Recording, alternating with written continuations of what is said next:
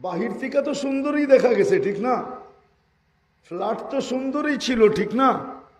কিন্তু ও আত্মহত্যা করলো কেন? আসলে ভিতর দিয়া ওর বিলকুল কিছুই ছিল না। ভিতরে ভিতরে বোঝেন, ভিতরে ভিতরে কি কিছুই ছিল না। অগ্নিগিরি ছিল, অগ্নিগিরি। ও অগ্নিগুরিকে সহ্য করতে পারে নাই, আত্মহত্যার রাস্তাকে বেছা নিছে, দুই চারজনের মাথার উপরে চাপায়া দিছে। আসলে ওর ভিতরে ছিল শূন্যতা।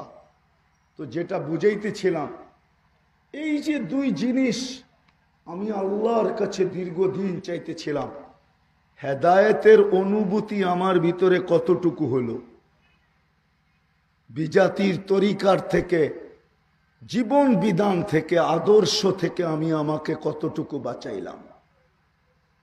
আজকে সারা দুনিয়ার মুসলমান নির্যাতিত, এই জন্য, শুধু এই কারণে সারা দুনিয়ার মুসলমান নির্যাতিত, নিষ্পেষিত, অবহেলিত, দীক্ষিত, ঘৃণিত। যদিও নাকি শয়তান আমাদেরকে বুঝাইতেছে, আমাদের যুবকরা ভাবে যত বেশি ওদের স্টাইলে চুল কাটবো, যত বেশি ওদের স্টাইলে চলাফেরা করব, তত বুঝি আমরা ওদের কাছে প্রিয় হব। মা বোনরাও ভাবে যে আমরা ওদের স্টাইলে যত বেশি চলবো, আদর্শে যত বেশি চলবো, আমরা ওদের কাছে প্রিয় হব।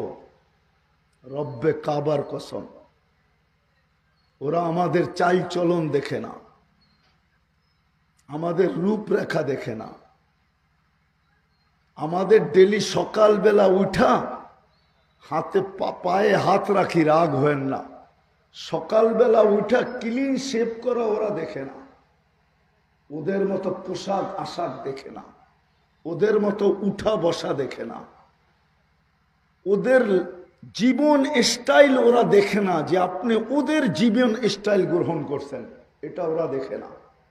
ওরা ডেলি সকালে উঠা দেখে, অনলাইনে দেখে, অনলাইনে যে আপনি জন্ম নিবন্ধনে কি লেখায় আসছেন, ধর্মের জায়গায় কি লেখাইছেন, ইসলাম না অন্যটা। স্কুলে ভর্তি হওয়ার সময় আপনি কি লেখাইছেন ধর্মের জায়গায়, আইডি কার্ড বানানোর সময় কি লেখাইছেন ধর্মের জায়গায়, পাসপোর্টে কি লেখাইছেন ধর্মের জায়গায়, সরকারি দলিল পত্রে আপনি ধর্মের জায়গায় কি লেখাইছেন, জাগা জমিনের মিউটিশনে কি লেখাইছেন, নামজারিতে কি লেখাইছেন, ধর্ম কি লেখাইছেন আপনি। রব্বে কাবার কসম, ওরা এটা দেখে, আপনার রূপরেখা দেখে না। রূপরেখা যদি দেখতো, তো যারা ভিসার জন্য অ্যাপ্লাই করে, ওরা ওদেরকে ওদের স্টাইলে 100 ভাগে 100 ভাগ সাজায়া নিয়ে তারপরে এমবেসিতে যায়। তাইলে চেহারা দেখেই ভিসার সিল মেরা দিত। হাজারের ভিতরে 900কে ফেরত দিত না, 999 জনকে ফেরত দিত না, একজনকে শুধু দিত না, বরং প্রত্যেককে মেরা দিত। কেননা আমি 99টা এমবেসি দেখছি, আমাকে বুঝাইতে হবে না। আমি 99টা এমিগ্রেশন দেখছি, আমি 99টা দেশ এই পর্যন্ত দেখছি, আমাকে এটি বুঝাইতে হবে না। আমি আপনার টকশো এর কথায় আমি ভুলি না, ভুলন্ত ব্যক্তি না যে আপনি টকশোতে বলবেন আর আমি ভুলা যাব, মজা যাব, এমন না। আর মিডিয়া আমাকে বলবে আর আমি মজা যাব, রব্বে কাবার কসম আমি এরকম ব্যক্তিও না। আমি এই পর্যন্ত 99টা এমবেসি দেখছি, 99টা ইমিগ্রেশন দেখছি, 99টা দেশ দেখছি, 7টা মহাদেশ দেখছি। বৎসরে 2-4 দিন এরকমও যায় যে 3 বেলার খাওয়া 3 মহাদেশে হয়। অহংকার করে বলতেছি না, 2 বেলা তো হয়ই হয়, যে সকালে খাইলাম এশিয়াতে, রাত্রে খাইলাম আমেরিকাতে, সকালে খাইলাম এশিয়াতে, রাত্রে খাইলাম অস্ট্রেলিয়াতে। এরম বৎসরে 2-1 বার হয়, 2টা তো হয়ই হয়। তিন বেলা খাওয়া এক মহাদেশে, এটা সারা বৎসরই হয়, কিন্তু বৎসরে দুই একদিন এরকম হয় যে তিন মহাদেশে তিন বেলা খাওয়া হয়। আমাকে বুঝাইতে হবে না। এই জন্যই আমি প্রশ্ন তুলছি। জানি না আপনাদের বিবেকের পর্দা খুলবে কি খুলবে না, জানি না আমার প্রশ্ন বুঝে আসবে কি আসবে না। যে আমি এতদিন ধরে আল্লাহর কাছে দুটা জিনিস চাইতেছি, যে আল্লাহ আমাকে হেদায়েত দেন, হেদায়েতের চাদর আমাকে পড়ায়া দেন, একটু কমাও কমাও। ওরা ভাবে আমাদের লাউড নাই, আমাদের তো স্পিকার আছে রে বাবা। তোমার স্পিকার দিয়া যেই মজমা, এটার জন্য তোমাদের মাইকেরই দরকার হয় না। আমার যতটুকু স্পিকার আছে ওই মহিলা পর্যন্ত শুনবে। তো যেটা বুঝাইতেছিলাম, আরো কমাও, তাহলে আমি এটা কাছে আনবো, আর তুমি বাড়াবা, আমি এটাকে দূরে সরাবো। কেন বেশি আওয়াজ পছন্দ হয় না, মানুষের মনোযোগ থাকে না। এখন মানুষ মাথার কান দিয়া শোনে, দিলের কান দিয়া শোনে না। কোরআনের যেইভাবে বলছে ওইভাবে শোনে না। নাইলে আল্লাহর রসুল যেদিন বিদায় হজে ১৬ লক্ষ সাহাবা ছিলেন, ১৬ লক্ষ সাহাবা ছিলেন। এখানে হাজি আছেন কেউ? কেউ হজে গেছেন? জাবালে রহমত দেখছেন না? কি দেখছেন? ওটা কি আকাশ পর্যন্ত উঁচা? কত উঁচা? কয়েক মাইল। আবার কয়েক মাইল বলে, কই যাবো আমি ওনারে নিয়ে? জাবালে রহমতই দেখে নাই মনে হয়। দেখছে কোনটা? আল্লাহ জাবালে উহুদ দেখছেন, নাইলে জাবালে আরে সৌর দেখছেন? জাবালে রহমত অল্প একটু। আল্লাহর রসুল এই আপনাদের বেশির থেকে 2 তলা সমান হবে, এতটুক উপরে দাঁড়ায় ১৬ লক্ষ সাহাবাকে বলছেন। লাউড স্পিকার তো ছিল না, ছিল, কিন্তু এক সাহাবিও তো বলতে পারে না যে আমি শুনি নাই। কেননা দিলের কানে শোনা ছিল, মাথার কানে না। এই জন্য কোরআন বলছে ফাস্তামিউ, দিনী কথা দিলের কান দিয়ে শোনো। আনসিতু, বিলকুল চুপচাপ শোনো, কোনো নড়াচড়াও যেন না হয়, তাইলে আল্লাহ দিলে কাঁদবে। আজকে তো আমরা লাউড স্পিকারের উপরে নির্ভরশীল। নাইলে আমি এইখানে দাঁড়ায় গেলে আপনারা পুরা কথা সুস্পষ্ট শুনবেন, এতটুকু স্পিকার আল্লাহ আমাকে দিছে। তো যেটা বুঝাইতেছিলাম, যে আমি যে দীর্ঘদিন দুটা জিনিসকে চাইলাম, হেদায়েত আমি কতটুকু পাইলাম, ইহুদি নাসারার জীবন বিধান থেকে আমি আমাকে কতটুকু বাঁচাইতে পারলাম। আজকে সারা দুনিয়ার মুসলমান নির্যাতিত শুধু এই কারণে। চায় বটে হেদায়েত, চায় বটে, কিন্তু কোনোদিন বসা ভাবে না যে আমি যেটা দীর্ঘদিন চাইতেছি এটার অনুভূতি আমার ভিতরে কতটুকু আসলো, বা এটা আমি কতটুকু পাইলাম, বা যেই আদর্শ থেকে আমি প্রতিদিন আল্লাহর কাছে পানা চাই, নিজেকে বাঁচানো চাই, যে আল্লাহ যেন ইহুদি নাসারার আদর্শ থেকে আমাকে বাঁচান, আমি ওটার থেকে কতটুকু বাঁচতে পারলাম, এটা আমাদের ভাবা উচিত।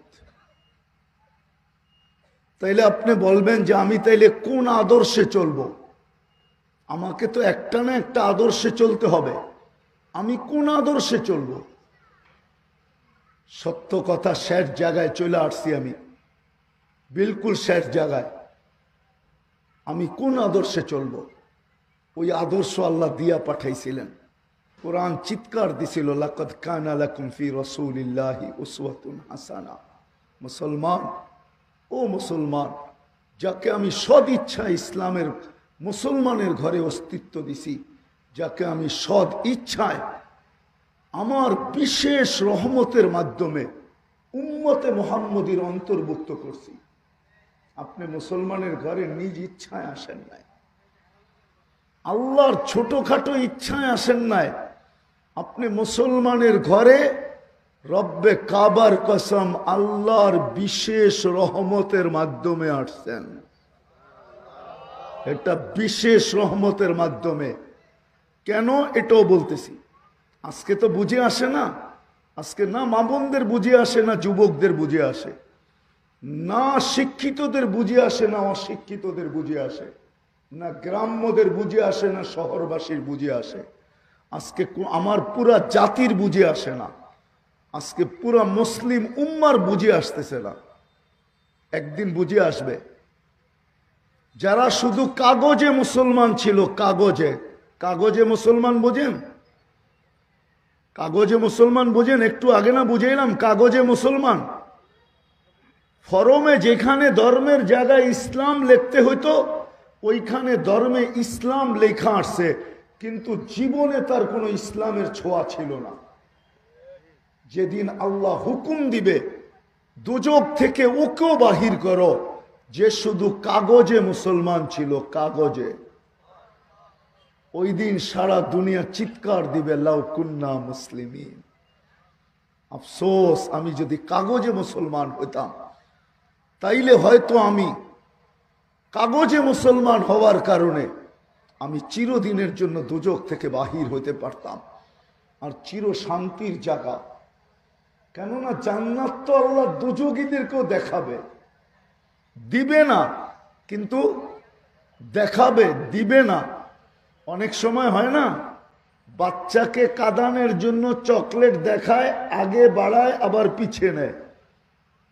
কিছু মামু আছে যাদেরকে বাচ্চাকে কাঁদাইতে, কিছু লোক আছে বাচ্চা কাঁদাইতে ভালোবাসে, ঠিক না? নানাও আছে, দাদাও আছে, মামুও আছে, চাচাও আছে, ঠিক না? আবার পাড়া প্রতিবেশীও আছে, বাচ্চাকে কাঁদাইতে ওর ভাল লাগে, তো করে কি চকলেট দেখায় আবার নিয়ে যায়। তো আল্লাহ দুজগীদেরকে এইটাও একটা শাস্তি, ওদেরকে জান্নাত দেখাবে আর বলবে এটাই তোর কপালে ছিল। 60-70 বৎসরের জীবনে মিলত, 60-70 বৎসরের বিনিময় আমরা দিতে প্রস্তুত ছিলাম, কিন্তু তুমি 60-70 বৎসরের জীবনে এটাকে অর্জন করো নাই। তোমার ব্যবসা লাভজনক হয় নাই, আজকে তুমি এটা পাইতে। তো বারবার ওদেরকে জান্নাত দেখাবে, আবার জান্নাতীরাও ওদের সাথে মজা নিবে। মজা, মজা বোঝেন? জান্নাতে বিনোদন হবে, বিনোদন। বিনোদন বোঝেন? দুনিয়াতে কিছু লোকজন আছে ফেমাস, ওইখানে গেলে আমরা ওদের কথা মনে উঠবে। আমার যতটুক বয়স, অতটুক বয়সে আমার সময় যত ফেমাস লোক ছিল, ওটার কথা আমার জান্নাতে মনে উঠবে ইনশাআল্লাহ। তো ইন্না ফিল জান্নাতি লাবাবান, তো একটা প্রজেক্টর লাগানো থাকবে দুজকের দিকে।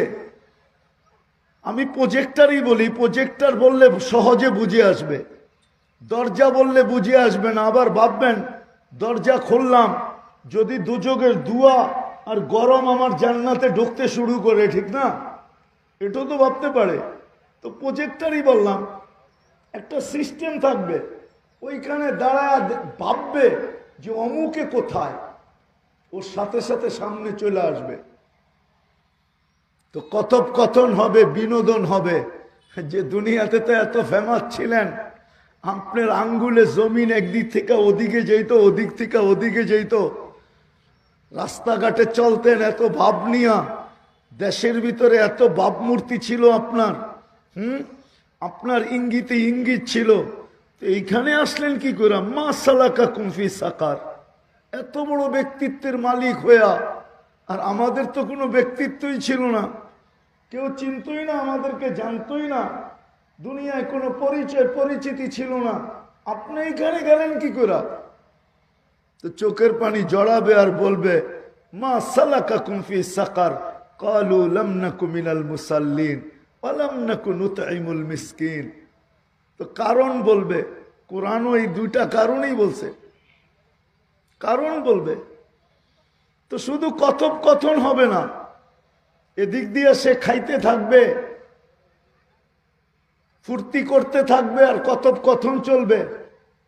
তো ওরা বলবে আন আফিদু আলাইনা মিনাল মা, একটু কাটা কুটাই দাও না, কিছু না দাও, একটু পানির ছিটাও দাও না। তো বলবে কদ হারাম আল্লাহ, এটা দেওয়ার অনুমতি নাই, আল্লাহ হারাম করে দিয়েছেন। তো যেটা বুঝাইতেছিলাম মেরে দোস্ত, আজকে আমার কথাটা ভাবেন যে আমি যে দীর্ঘদিন যতটুকুই নামাজ পড়ি, ইমামের পিছে পড়ি বা একা একই পড়ি, আমি যে দুটা জিনিস আল্লাহর কাছে চাই, যে আল্লাহ আপনি আমাকে হেদায়েত দেন, আর আল্লাহ আপনি আমাকে বিজাতির ইহুদি নাসারার তরিকা থেকে, আদর্শ থেকে আমাকে বাঁচান। এই দুটা জিনিস যে চাই, আমি আপনাদের কাছে প্রশ্ন করতে চাই, মা বোনদের কাছেও করতে চাই, আমি কতটুকু ইহুদি নাসারার আদর্শের থেকে নিজেকে বাঁচাইতে পারলাম, আর কতটুকু আমি আমার ভিতরে হেদায়েতের উপলব্ধি করতে পারতেছি যে আমি হেদায়েত পাইছি। এখন আপনি বলবেন যে আমাকে তো কাউকে না কারো আদর্শে চলতে হবে, যদি আমি ইহুদি নাসারার আদর্শে না চলি তো আমি কার আদর্শে চলবো? বিদায় কোরআন আমাদেরকে ওই দিক নির্দেশনা দিয়েছেন। আজকে মুসলমান লাঞ্ছিত এই জন্যই, সবকিছু থাকা সত্ত্বেও। রব্বে কাবার কসম, মুসলমান যতটুকু দুনিয়া আজকে ভোগ করতেছে, 600 কোটি মানুষ মিলাও এতটুকু ভোগ করার সুযোগ পায় না। বিজাতি তো কাপড়ই পরে না, বিজাতি তো কাপড়ই পরে না, ও দামি কাপড় পরবে কোত্থেকে? ও বেশি কাপড় পরবে কোত্থেকে? ও তো কাপড়ই পরে না। মুনিয়ার মুসলমান সবচেয়ে বেশি কাপড় পরে, সবচেয়ে বেশি দামি পরে, সবচেয়ে বেশি ব্র্যান্ডের পরে। দুনিয়ার মুসলমান সবচেয়ে বেশি আইটেম খায়, দুনিয়ার মুসলমান সবচেয়ে বেশি দামি খাওয়া খায়, সবকিছু দুনিয়ার সবচেয়ে বেশি মুসলমান ভোগ করে। দুনিয়ার কোনো প্রেসিডেন্ট নাই, আমেরিকার প্রেসিডেন্টের গাড়িতেও সোনার পার্স নাই। বিশ্বাস হয় আপনাদের? কিন্তু মুসলমান প্রেসিডেন্টের গাড়িতে সোনার পার্স আছে। ব্রুনাইয়ের প্রেসিডেন্টের গাড়িতে সোনার পার্স লাগানো হয়, সোনার পার্স। নেটে সার্চ দেন। ব্রিটেনের রানীরও এত বড় বাড়ি নাই, 400 কামরাওয়ালা বাড়ি। ব্রুনাইয়ের প্রেসিডেন্টের ইংল্যান্ডে একটা বাড়ি আছে 400 কামরা বিশিষ্ট। দুনিয়ার সবচেয়ে দামি বাড়ি মুসলমানের, দুনিয়ার সবচেয়ে বড় টাকা মুসলমানের। কুয়েতের টাকার উপরে দুনিয়ার কোনো টাকা নেই। 1 টাকা দিলে $5 পাওয়া যায়, $5। বিশ্বাস হয় না? বিশ্বাস হয় না? শুধু সৌদি আরবের বাদশাদের কাপড় ধুইতে যে টাকা মাসে খরচ হয়, আপনি নেটে সার্চ দিলে পাবেন। যুবকদেরকে আমি বলি, তোমরা সার্চ দিয়ে দেখো, শুধু 1 মাসে কাপড় ধুইতে, তাও সৌদি আরবে দোয়া হয় না, এটা ইংল্যান্ডে দোয়া হয়। ময়লা কাপড় প্লেনে যায়, ইংল্যান্ড থেকে ধুইয়া তারপরে সৌদি আরবে আসে। যা খরচ 1 মাসে হয়, এটা দিয়া ছোটখাটো একটা মুসলিম দেশ চলতে পারে। যা খরচ হয়, তারপরও দুনিয়ার মুসলমান নির্যাতিত কেন? সবচেয়ে বেশি ঘৃণিত কেন? সবচেয়ে বেশি অবহেলিত কেন? আরেকটাও বইলা যোগ করে দেই, দুনিয়ার মুসলমান যত বেশি বিজাতিদের অনুকরণ করে, আমার বিশ্বাস বিজাতিতেও এতটুকু সাজে না যতটুকু মুসলমান ইহুদি নাসারার স্টাইলে নিজেকে সাজায়। আমাদের মা বোনরা পর্যন্ত সারাদিন নেটে দেখে শুধু সাজগোজ, মেহেন্দি লাগানোর স্টাইল পর্যন্ত দেখে, মাথা আশ্রানের স্টাইল পর্যন্ত দেখে, কাপড়ের স্টাইল পর্যন্ত দেখে। যুবকরা চুল কাটার স্টাইল 1 সপ্তাহ পর দেখে তারপরে স্ক্রিনশট নেয়, জিজ্ঞেস করে, তারপরে যায় সেলুনে। 14 তারিখ বাংলাদেশে যতটুকু উদযাপিত হয়, আপনাদের এটা কোন থানা জানি না আমি, কাপাসিয়া থানায় যতটুকু 14 তারিখ উদযাপিত হয়, আমার মনে হয় এন্টার আমেরিকাতে এতটুকু উদযাপিত হয় না। আমি মিডিয়া দেখি না, আমি 14 তারিখে আমেরিকায় ছিলাম, কারণ আমি বছরে 2 একবার যাই, আমার তাবলিগের কাজে যেতে হয়। আমি 14 তারিখে আমেরিকায় ছিলাম, পুরো আমেরিকা এতটুকু উদযাপিত হয় না যতটুকু শুধু কাপাসিয়ায় হয়। সারা বাংলাদেশ বাদ দিলাম। শুধু যুবক না, যুবক যুবতী মিলা যতটুকু 14 তারিখ উদযাপন করে, ভালোবাসা ডে, ঠিক না? ওরা তো দেখা হইলে এতটুকু বলে, গালে গাল লাগায়, আর ইংলিশে একটু বলে ইউ আর মাই হানি, তুই আমার মধু, বা শেষ। আমাদের এখানে তো মারামারি হয় ফুল নিয়ে। 1 সপ্তাহ আগের থেকে ফুলের দোকানে বুকিং চলে না? হ্যাঁ না ভুল বললাম? হ্যাঁ, আবার চয়েসও থাকে,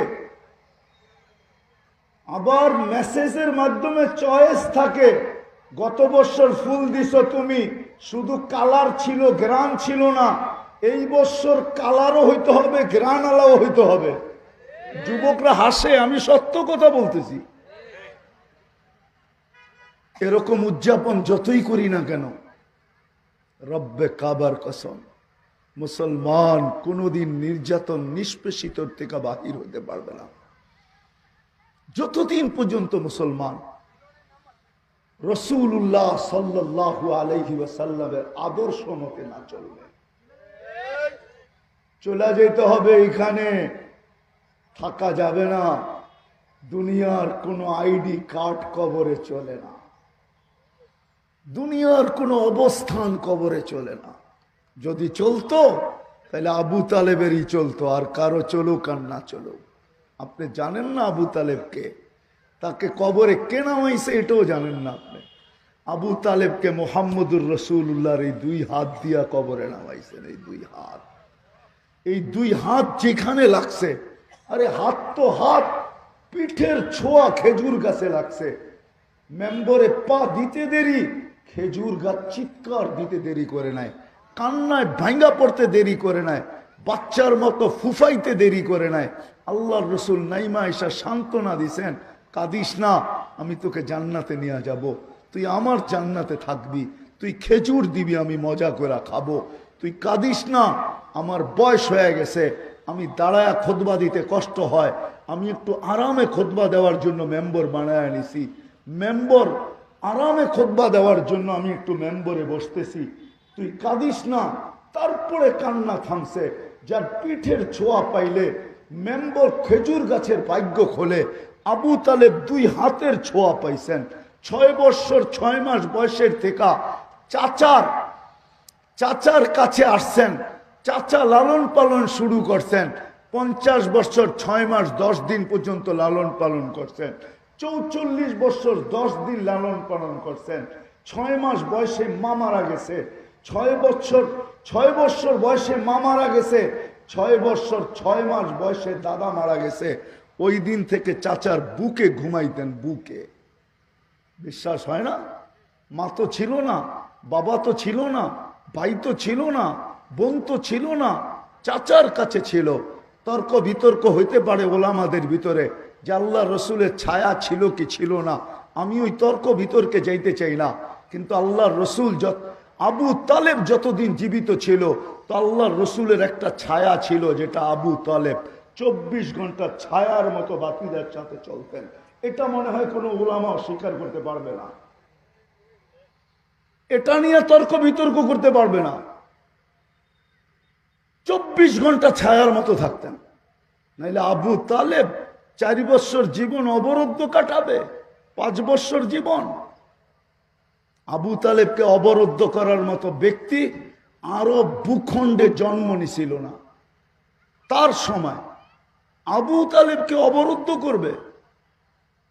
ইতিহাসের পাতা উঠায় দেখেন, খালি বুখারী আর মুসলিম দেখেন না, খালি সহি হাদিস দেখেন না, ইতিহাসও উঠায় দেখেন, তাইলে বুঝে আসবে আবু তালেবকে অবরুদ্ধ করার মতো কোনো ব্যক্তিত্ব দুনিয়াতে ছিল না, আরব ভূখণ্ডে ছিল না।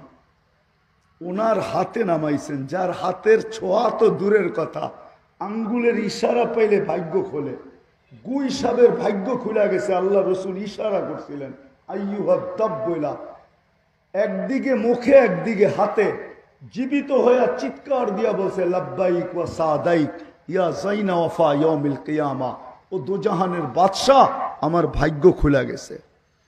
আনাস ইবনে মালিক রাদিয়াল্লাহু তাআলা আনহুর দস্তরখান খাওয়ার পরে আল্লাহর রসুল হাত মুছছিলেন, ওই দস্তরখান কোনো দিন আগুন, দুনিয়ার আগুন একটা সুতা পর্যন্ত জ্বালাইতে পারে না। যেই রসুলের দূষিত রক্ত শিঙা দিয়া বাহির করার পরে সাহাবিয়ে রসুল চাইটা খায়া ফেলছেন, আর আল্লাহর রসুল বসে জাহান্নাম তোর উপরে হারাম। যেই শরীরে আমার রক্ত গেছে ওই শরীর জাহান্নামে যাবে না। আবু তালেবকে নিজের হাতে নামাইছেন। এই পরিচয় চলে নাই। যদি চলতো তাহলে আবু তালেবেরই চলতো। যদি চলতো তাহলে ওলামারা বলে নবীদের বীর্য নাকি পাক, তাহলে নূহ আলাইহিস ইসলামের ছেলের নূহ আলাইহিস ইসলামের পরিচয় চলতো। দুনিয়ার কোনো পরিচয় কবরে চলবে না, মৃত্যু লগ্নে চলবে না। হ্যাঁ, চলবে একটা, মুহাম্মদুর রাসূলুল্লাহর আদর্শ চলবে, মুহাম্মদুর রাসূলুল্লাহর স্টাইল চলবে, মুহাম্মদুর রাসূলুল্লাহর আদর্শ চলবে, মুহাম্মদুর রাসূলুল্লাহর আদর্শ চলবে, মুহাম্মদুর রাসূলুল্লাহর স্টাইল চলবে, মুহাম্মদুর রাসূলুল্লাহর রঙে যে রঙবে এই রং কালার চলবে, এই রং চলবে। যদি চুলও কাটে এটাও চলবে, ছোট থেকে ছোট করুক এটা চলবে, কিন্তু রব্বে কাবার কসম আর কোনো স্টাইল চলবে না, কোনো আদর্শ চলবে না। এই জন্যই আমার কথা ছিল যে আমি যে দুটা জিনিস আল্লাহর কাছে প্রত্যেক নামাজে চাই, আমাদের ভাবা উচিত যে আমি হেদায়েত পাইলাম কতটুকু, এর অনুভূতি আমার ভিতরে কতটুকু, বা ইহুদি নাসারার তরিকা থেকে, জীবন বিধান থেকে, ওদের চালচলন থেকে, ওদের আদর্শ থেকে আমি যে প্রতিদিন আল্লাহর কাছে পানা চাই, আমি ওটার থেকে নিজেকে বাঁচাইতে পারলাম কতটুকু। আর যদি না বাঁচাইতে পারলাম আর শুধু চাইতে থাকলাম, তাহলে ফতুয়া কিন্তু আমার না, আমার উপরে আঙ্গুল উঠায় কোনো লাভ হবে না। বড় পীর আব্দুল কাদের জিলানী রহমতুল্লাহ আলাইহি চিনেন? পীরানে পীর আব্দুল কাদের জিলানী রহমতুল্লাহ আলাইহিকে চিনেন? আরে চিনেন নাকি? হ্যাঁ, ওনার ফতুয়া, কিতাবের নামও বলে দিতেছি। উনি কিতাবে লেখছে ফথুর রব্বানি, ওনার একটা নিজের লেখা কিতাব আছে। আরবিটা দেখতে হবে, উর্দু বাংলা না। উর্দু বাংলায় আছে কি নাই এটা আমি জানি না, কিন্তু আরবিটার ভিতরে আছে। উনি লেখছে লিসানুকা মুমিন কলবুকা মুনাফিক, তোর মুখটা মুসলমান বটে কিন্তু তোর দিলটা মুনাফিকের। আর মুনাফিক সম্বন্ধে আল্লাহর ঘোষণা আছে। এই জন্য কথা শেষ, যদি বুঝে আইসা থাকে আজকের থেকে আসেন তওবা করি। দুটা কাজ, প্রথম তো তওবা করি যে আল্লাহ অতীত যা গেছে গেছে, কেননা চলে যেতে হবে। আর যদি আপনি বলেন আমি